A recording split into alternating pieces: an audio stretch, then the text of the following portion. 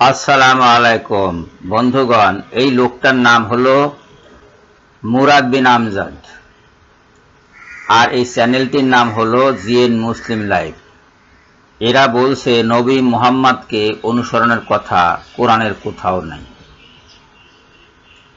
অথচ আমরা জানি যে নবী মুহাম্মদ সাল্লাল্লাহু আলাইহি সাল্লামকে অনুসরণ করার জন্য কোরআনে বারবার তাগিদ দেওয়া হয়েছে।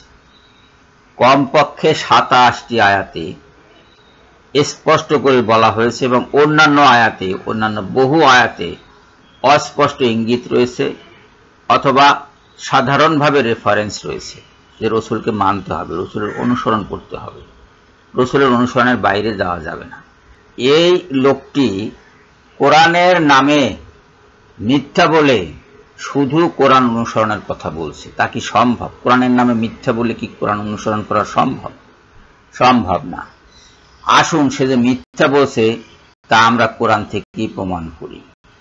আল্লাহ পাক সারা কোরআন জুড়েই প্রায় প্রতিটি সূরায় আল্লাহ এবং আল্লাহর রসুলের আনুগত্য করার নির্দেশ দিয়েছেন এবং রসুলকে বিশেষভাবে অনুসরণ করার নির্দেশ দিয়েছেন। যদি কারো সন্দেহ হয় যে রাসূলের ব্যাপারে এই নির্দেশ সেই রাসূল মুহাম্মদ কিনা, তাহলে সূরা ফাতহের 29 নম্বর আয়াত যেন তিনি দেখে নেন। মুহাম্মাদুর রাসূলুল্লাহ, মুহাম্মাদুর রাসূলুল্লাহ, মুহাম্মদ আল্লাহর রসুল। এই ধরনের বাক্য আর কোন নবীর ক্ষেত্রে আল কোরআনে ব্যবহৃত হয়নি। এবং কোরআন নাজিল হয়েছে মুহাম্মদ সাল্লাল্লাহু আলাইহি সাল্লামের উপরে। কাজেই যখনই কোনো নবীর নাম উল্লেখ না করে রাসূল অথবা নবী বলা হয় কোরআনে, তখন বুঝতে হবে যে তিনি মুহাম্মদ সাল্লাল্লাহু আলাইহি সাল্লাম, অন্য কেউ নয়।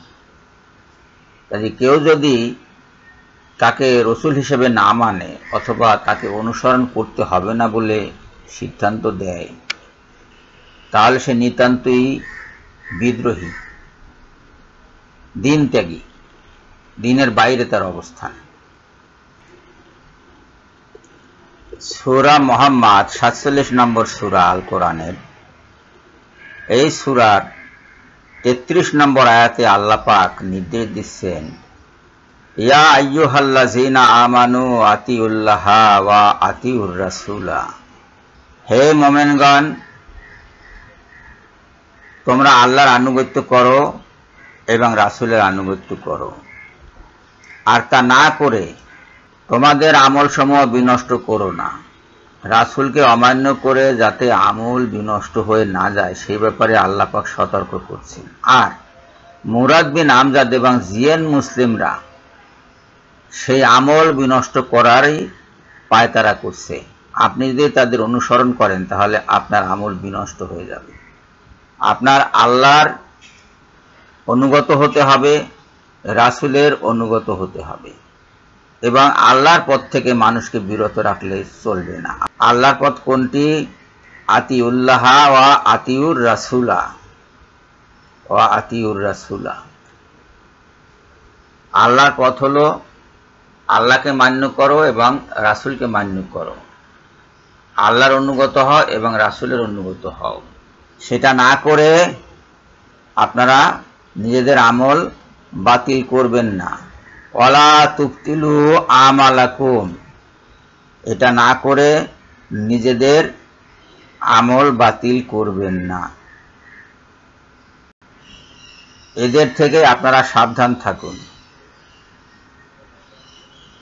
সবাইকে ধন্যবাদ জানিয়ে এখনকার মতো বিদায় হচ্ছি। আল্লাহ হাফেজ।